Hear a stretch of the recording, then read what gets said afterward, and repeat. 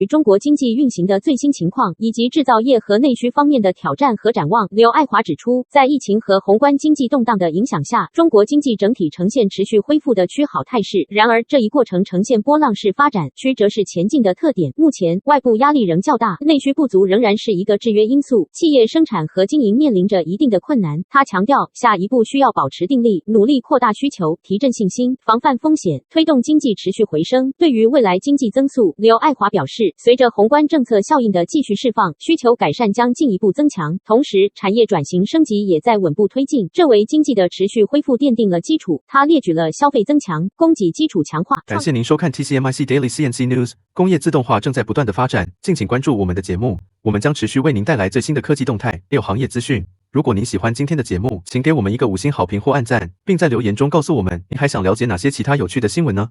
祝您有个美好的一天，我们下次再见。